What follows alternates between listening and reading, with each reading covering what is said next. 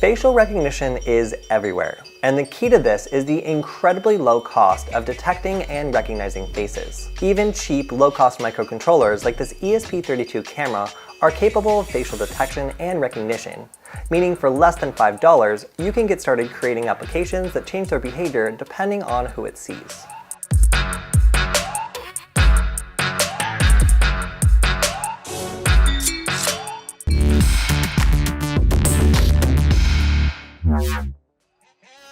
Because of how important facial recognition is to our future society, it is critical that it doesn't misidentify people and to make sure that it works well. For those who want to hide from facial recognition though, it's actually a lot harder than it seems to hide from this sort of surveillance. And today, we'll speak to Vic, a facial recognition expert who will go into how facial recognition works and the ways in practice you might be able to hide from it. So for the average person in America, it's going to be used for things like sales, it's going to be used for automatic identification. It's one of those things where it's, if you don't have anything to hide, you shouldn't be concerned, because if you're not a wanted person, then in theory it shouldn't matter. But it's just that you don't know what they're doing with the data. So things like this mobile app called FaceApp that's been going around recently, I'm told the kids like it. It automatically can age your picture, flip your gender, all that sort of thing. But it's a Russian company that owns it, and if you look at the terms and conditions, you're signing over the rights to any images you submit. So what are they going to do with it? You could look at a country like China and what they're doing with facial detection systems.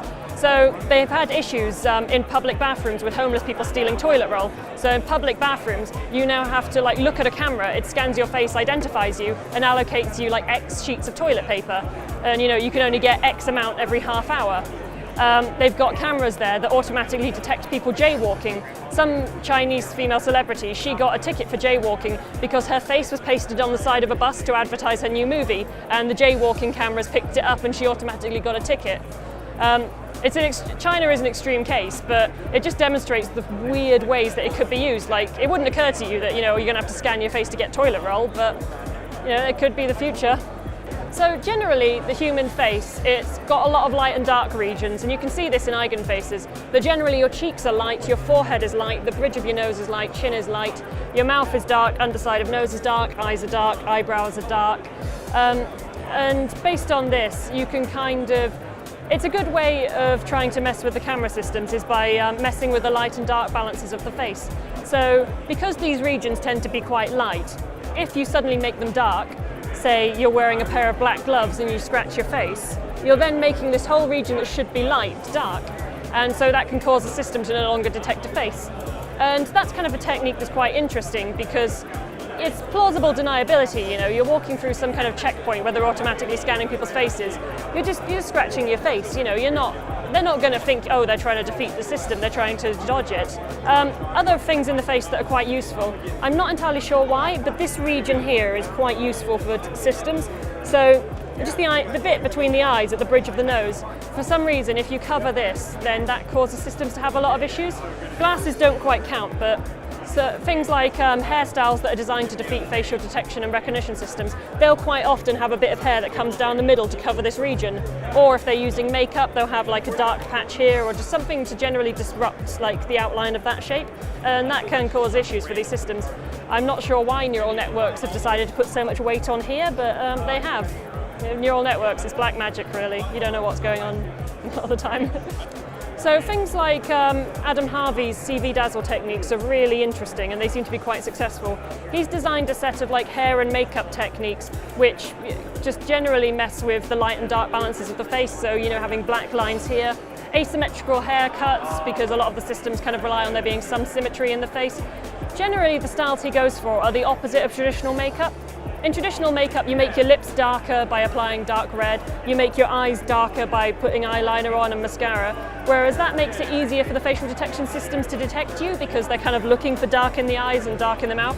So his looks tend to kind of invert that a bit, so making the eyes lighter, the lips lighter, making the cheeks darker, covering up this with a fringe, having the bits of hair that cover the bridge of the nose, and they seem to be quite successful. A lot of other people are also using kind of dazzling based techniques. So things like glasses, which have a bit of reflective plastic on them at an angle, so the overhead lights are then reflected into the camera system to dazzle the camera system. There's some success with that. There's also people who have like little infrared lights on LEDs around their glasses, because a lot of camera systems use infrared because it gives you a bit more depth perception and it actually works a bit better in low light conditions. And by dazzling the camera system, that's quite effective. Some people have also done work on shining these infrared lights onto their own faces to try and appear as a different person. And they've had some success with that. They discovered that in the trials that I read, they needed to look sort of like the person anyway. If you were just completely different, like demographics, it wouldn't work. But if you're roughly similar, then they actually had fairly high success rates of trying to masquerade as someone else. So infrared spoofing is quite interesting at this point. We'll be testing 2 different types of facial recognition. One using an open source Python library on a computer, and the second running entirely on a microcontroller.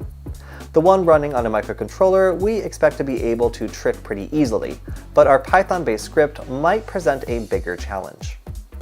In this Python script, we're using 2 main libraries, OpenCV, which is a computer vision library, and face recognition, which is a very popular Python library for facial recognition.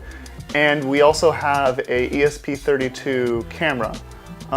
What this script does is it takes the feed from the camera, and each frame from the camera, it tries to see if there's a face in it, and if there is a face in it, it tries to compare it to a bunch of images of your friends.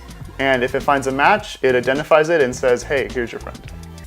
First, we tried detecting our subject's face without any countermeasures. We found that we had no problem whatsoever both detecting and recognizing the face of our subject. Next, we tried something simple.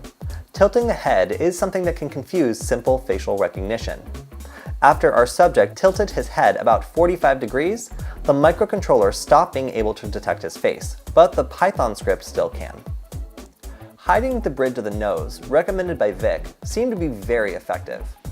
We found that neither system was able to detect faces with the bridge of the nose hidden. We tried another tactic suggested by Vic by using a black glove and scratching your face.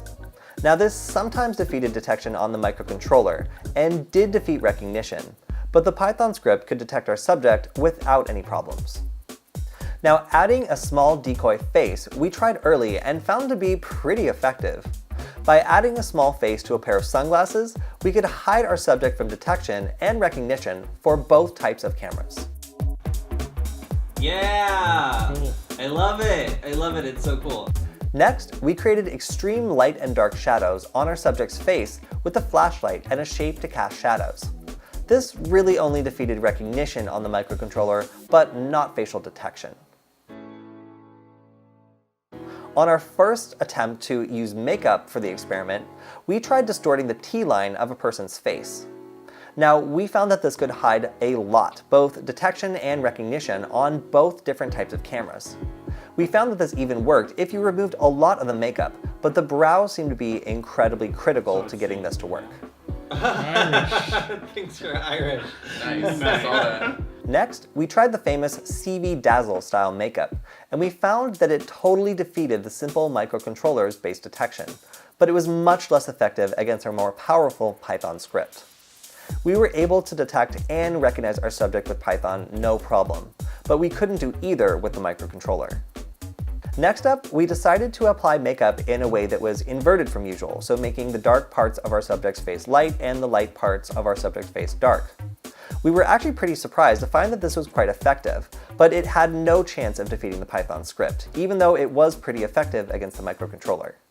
Now finally, for our most interesting test, we decided to test a discovery by security researcher Ian O'Neill that showed that Juggalo makeup could defeat facial recognition.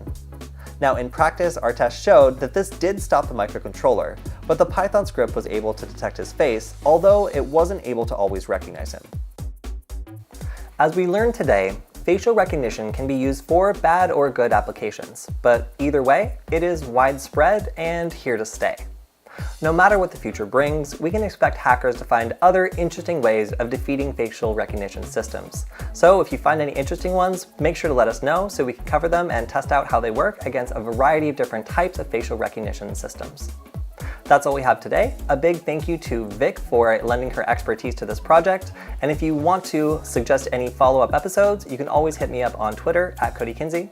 Thank you, and we'll see you next time. Thanks for supporting Hak5. Find all our shows, community, and pentest products at hak5.org.